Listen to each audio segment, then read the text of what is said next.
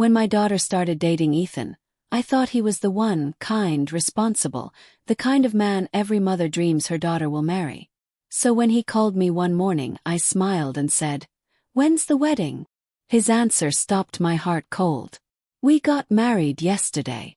No ceremony, no family, no warning, just yesterday. I hung up the phone in shock, wondering what could have possibly happened. Why my daughter, my only child, had made the biggest decision of her life without me. But when I drove to see her, I discovered a truth deeper than disappointment. A truth about love, fear, and the quiet kind of courage that changes everything.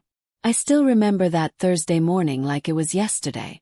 The sky over my little town in Oregon was bright but chilly, the kind of day that makes you crave a second cup of coffee. I was halfway through folding laundry when my phone buzzed. The name flashing on the screen made me smile instantly. Ethan, my daughter Emma's boyfriend. Or as I used to tease, her almost fiancé. Ethan was a good kid, polite, soft-spoken, and the kind of man who still held doors open for strangers. I liked him from the moment Emma brought him home for Thanksgiving 3 years ago.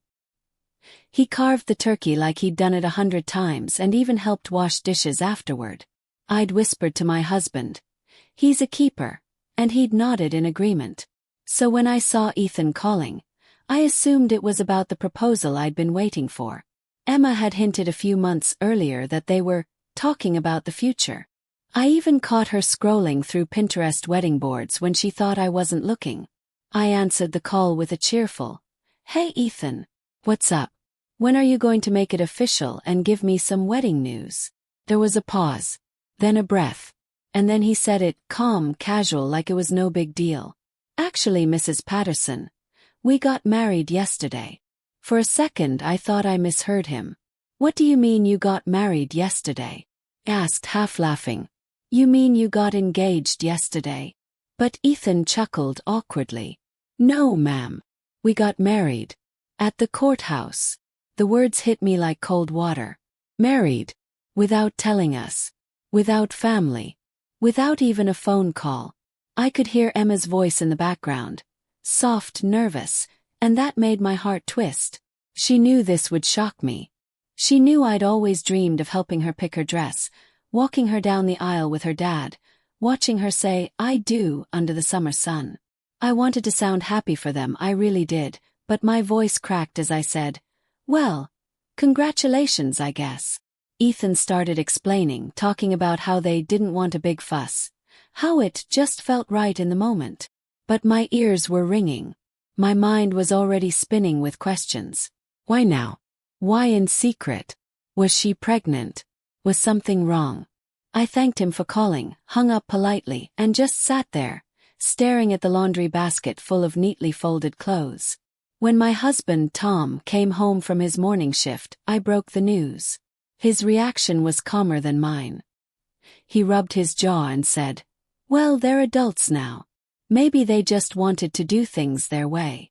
But I could see the disappointment in his eyes, too. We'd both been looking forward to that wedding, the family gathering, the laughter, the dancing. It wasn't just about the ceremony. It was about being part of our daughter's next big chapter. That night I couldn't sleep.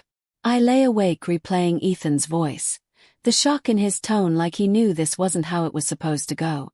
And somewhere between midnight and dawn, I made a decision. I needed to see them, face to face. So the next morning I packed a bag, grabbed my car keys and told Tom, "I'm driving to Portland. I need to talk to our daughter." He didn't argue. He just said, "Drive safe." And with that I hit the road, a mother chasing answers she wasn't sure she wanted to hear. The drive to Portland felt like the longest 3 hours of my life. The highway stretched endlessly through gray clouds and patches of drizzle, and the windshield wipers kept time with my heartbeat. Steady, nervous, uncertain. I couldn't stop replaying Ethan's voice on the phone. "We got married yesterday." The words looped in my mind until they didn't even sound real anymore. By the time I reached the city, my coffee had gone cold, and my stomach was in knots. Portland was buzzing as usual.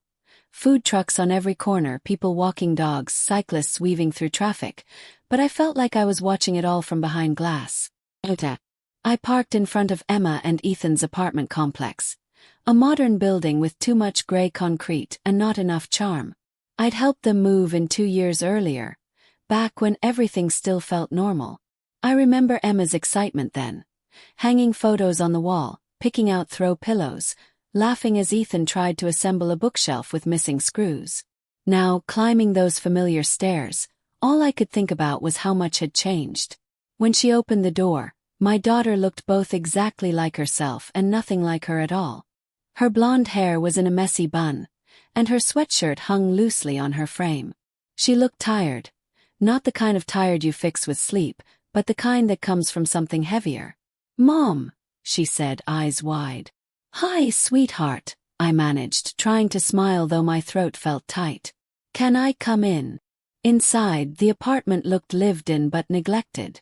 A few dishes sat in the sink, unopened mail cluttered the counter, and a manila envelope, stamped Multnomah County Courthouse, rested beside the coffee maker.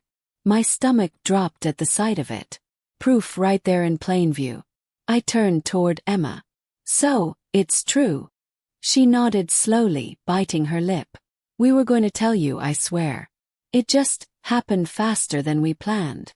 I folded my arms, leaning against the counter. "Faster than you planned. Emma, you didn't even plan it. You just did it." Her eyes filled instantly, and that familiar ache crept into my chest. I didn't want to yell.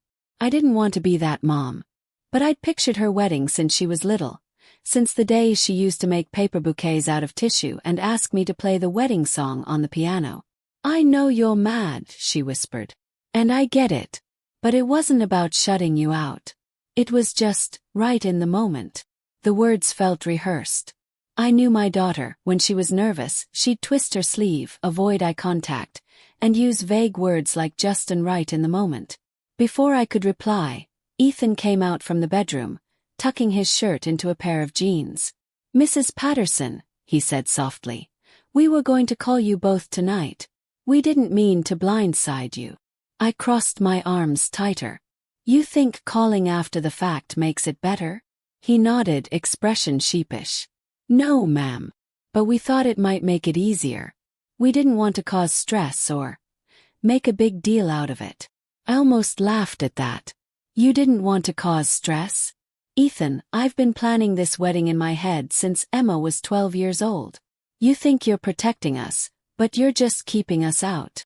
Emma's voice cracked. "Mom, please. Stop."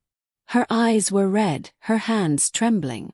Something in her tone, fear, sadness, exhaustion, made me swallow my words. Took a breath. "Tell me the truth, Emma. Why so sudden? What's really going on?" She hesitated, glancing at Ethan, who nodded gently as if to say, "It's okay." Finally she spoke. "Mom, I've been having a rough time lately. Work's been awful, and my anxiety's been getting worse. I've had panic attacks, real ones, and the thought of planning a big wedding just made it all feel impossible." Her words hit me harder than any argument could have.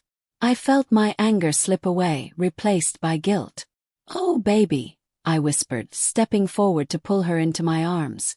"Why didn't you tell me?" She sniffled against my shoulder.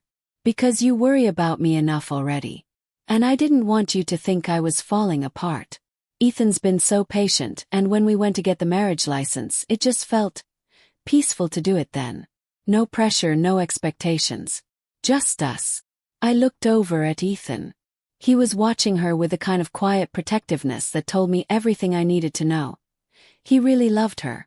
Not in the showy romantic comedy way, but in the steady, grounding way that lasts. "I guess I can understand that," I said slowly. "But you should have told us. You know your dad and I would have stood by you. No matter what kind of wedding you wanted. Or if you wanted none at all."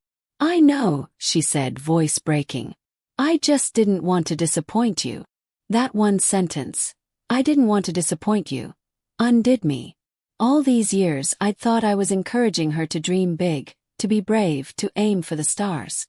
But maybe she'd only ever heard that she had to be perfect. We sat there for hours talking through everything. Her job, her anxiety, the weight she'd been carrying silently. Ethan made coffee, then pizza. By the time night fell, the three of us were sitting around the small dining table, laughing about their courthouse adventure. How the clerk's pen ran out of ink mid-signature. How Emma's ring got stuck halfway down her finger because she was so nervous. It wasn't the wedding celebration I'd imagined, but in its own way, it was beautiful, intimate, honest. And yet, as I drove back to my hotel that night, something still gnawed at me. There was a look that passed between Emma and Ethan once. Quick, subtle, but unmistakable. Like they shared a secret they weren't ready to tell me. I couldn't shake the feeling that their sudden marriage wasn't just about anxiety or simplicity. Something else was hiding behind their smiles. And I was determined to find out what it was. I woke the next morning to the sound of rain against the hotel window. That soft, steady kind of Oregon drizzle that feels almost like white noise. The kind that gives you too much time to think. I sat on the edge of the bed, my coffee cooling in my hands, replaying every detail of the night before. Emma's tired eyes. Ethan's careful tone. That glance they shared when they thought I wasn't looking. Something wasn't adding up. Keep listening or reading to find out what really happened the day my son-in-law said, "We got married yesterday." Trust me. By the end of this story you'll see marriage, family, and love in a completely different light. I knew my daughter. I'd known her from the first kick inside me to her first word. Her first heartbreak, her first job. She'd always been transparent with me. Almost to a fault.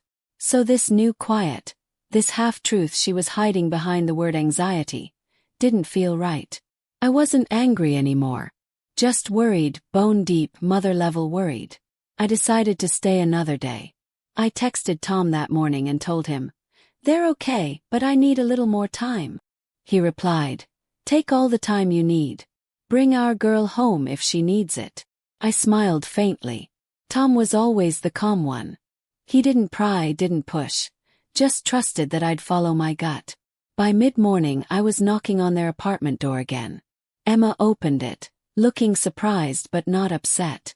"Mom, I thought you went home." "I stayed in town," I said simply. "Wanted to have breakfast with my daughter." She hesitated, then smiled softly. "Give me 5 minutes to put on real clothes." Over pancakes at a little cafe near their place, the kind with chipped mugs and maple syrup bottles that stuck to your fingers. She looked a little lighter. She even laughed a few times like her old self. But every time I tried to gently ask about her job or her plans, she'd change the subject. I didn't press it. Not yet. When we walked back to her apartment, Ethan was on the couch with his laptop open. He smiled when he saw us. "Hey, Mrs. Patterson. How was brunch?" "Good," I said, setting my purse down. "We talked about everything except the one thing I'm still curious about." He looked at Emma, then back at me. "Which is? Why the rush?" I asked quietly. "Why get married so suddenly? You said it just felt right, but feelings usually come with reasons." The silence that followed was heavy enough to hear the hum of the refrigerator. Ethan closed his laptop slowly. "Mrs. Patterson, I think you deserve to know." Emma's shoulders tensed. "Ethan, you don't have to." "Yes, I do," he said softly. He looked at me with an expression that was part apology, part sorrow. A few weeks ago, Emma found out that her company's branch is shutting down. They offered her a transfer, but it's in California, and my new job here is permanent. We realized one of us would have to move. I frowned. "So you got married because of that?"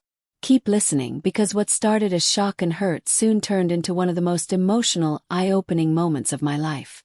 By the end of this story, you'll understand that sometimes love doesn't follow the rules, and that letting go of expectations can lead you straight to what's real. "In part," he said. "It was a way to make sure we could face it together, legally and emotionally.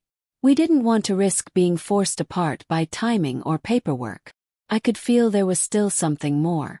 The practical explanation made sense, but it didn't explain the secrecy, the tears, the unease in my daughter's eyes. "Emma," I said gently, "is that all?" She looked down at her hands. "No." Her voice cracked, and when she spoke again, it was barely a whisper. "Mom, I've been sick. The words hit me like a blow. Sick? What do you mean sick?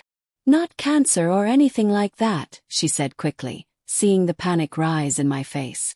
But the doctors think I might have an autoimmune disorder. They're still running tests. I've been so tired lately and my joints ache, and there are days I can barely get out of bed. I didn't want to say anything until we knew for sure. My eyes filled with tears before I could stop them. Oh, honey. Ethan took her hand. She's been trying to stay strong. But she didn't want to plan a big wedding when she didn't even know how she'd feel day to day. So when we went to the courthouse for the license, we just looked at each other and thought, why wait? Why not take one thing off the list of things to worry about? I sat there, stunned, trying to absorb it all. My mind flashed through every image of her as a child. Her bright laughter, her teenage stubbornness, her college graduation. And now here she was, fighting something she couldn't even name yet, and she'd done it all quietly to keep me from worrying. I reached across the table, taking her hands in mine. You don't ever have to hide pain from me. I'm your mother. Can handle it. I'd rather carry the truth with you than be left out in the dark. Tears streamed down her cheeks. I know, Mom. I just didn't want to make it real by saying it out loud. For a long moment, the three of us sat there in silence, the kind of silence that holds understanding rather than distance. When I finally spoke, my voice was steady again. Okay, I said. Then here's what we're going to do. You'll see your doctors, keep me updated, and we'll take this one day at a time. No secrets. Deal? She smiled weakly through her tears. Deal. And, I added, forcing a lighter tone, once you're feeling stronger, we're throwing a party. Doesn't have to be a wedding, just a celebration. Because whether you got married yesterday or next year, you're still my baby girl, and you deserve joy. Ethan laughed softly. I'd like that. I think we both would. As I hugged them goodbye later that afternoon, I realized something important. Sometimes love doesn't look like the fairy tale weddings we dream of. Sometimes it's in the small, brave decisions we make to face life's hardest moments together. As I drove home that evening, the rain finally stopped, and sunlight broke through the clouds. I rolled down the window, letting the cool air rush in. For the first time in days, I felt peace. My daughter hadn't betrayed us.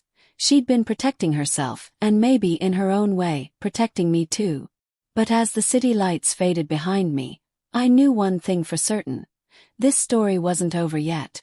There was still one more conversation I needed to have, with Tom, and one more promise I needed to keep. The drive home that night was quiet, except for the hum of the tires and the low murmur of the radio. I kept thinking about Emma's face, the way she'd tried so hard to be brave, to smile through fear she didn't deserve to carry alone. The truth about her illness had changed everything, but strangely, it had also brought a kind of peace. At least now I knew what was hiding behind all that secrecy. When I walked through the front door, Tom was sitting at the kitchen table reading the paper, a cup of coffee steaming beside him. He looked up the moment I came in, his eyes full of unspoken questions. Well, he asked quietly. I sat down across from him, my hands still shaking slightly. They're okay, I said. But there's more to the story. He set the paper aside and waited. I told him everything, about the courthouse wedding, the job situation, the health scare, the way Emma had been trying to keep it all together. By the time I finished, his coffee had gone cold. He rubbed his forehead and let out a long breath. She didn't want us to worry, he said softly. He nodded. She thought she was protecting us. We sat there in silence for a while. Then Tom stood, walked to the window, and stared out at the dark yard.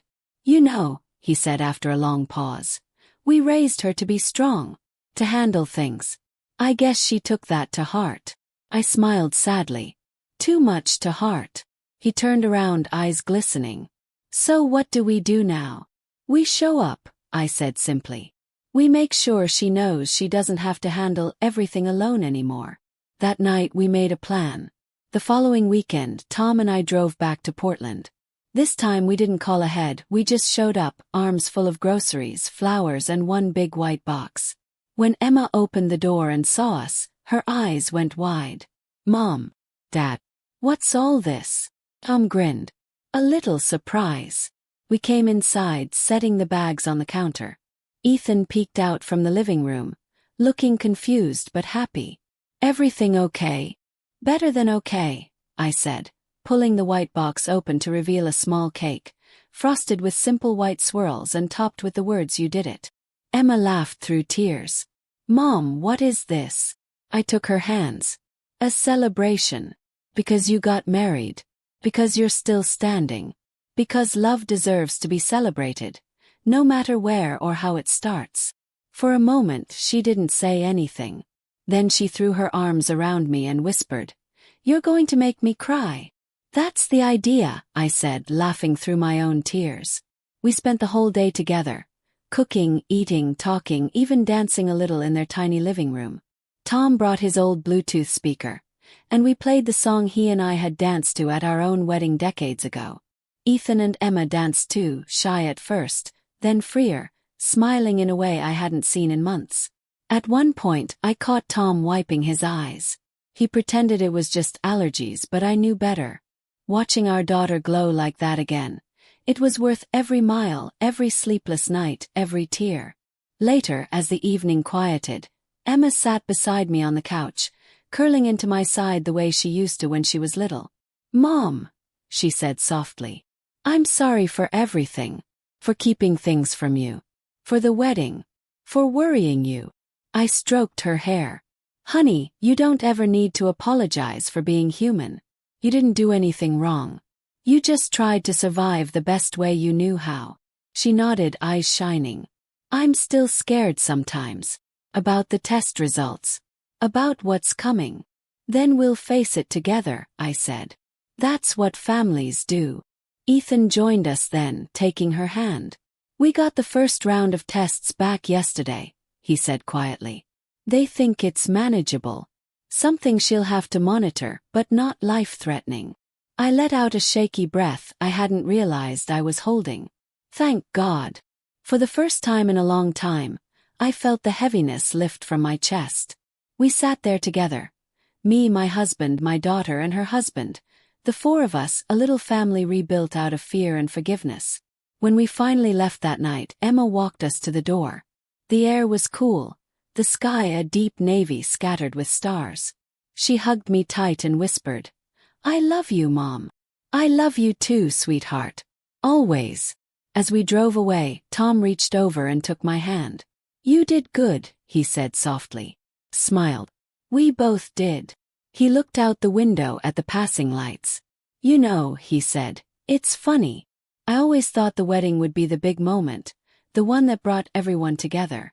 But maybe this was the real thing. No flowers, no guests, no music. Just us." And he was right. Because in the end, love isn't about the perfect day or the picture on the mantel. It's about the messy, unplanned moments, the ones that test you, soften you, and remind you what truly matters. Emma and Ethan didn't have the wedding I'd imagined, but they had something better. Honesty, courage, and a bond strong enough to weather whatever came next. A few weeks later, Emma texted me a photo. She and Ethan were sitting on their porch, coffee mugs in hand, smiling under a string of fairy lights. The caption read, "Our second wedding, just us this time, but you're always here in spirit." And I realized then that they hadn't shut us out. They'd simply found their own way to begin. Because sometimes, love doesn't ask for permission. It just asks to be understood. And when you finally let go of what you expected, you make room for what's real. Messy, surprising, and utterly beautiful.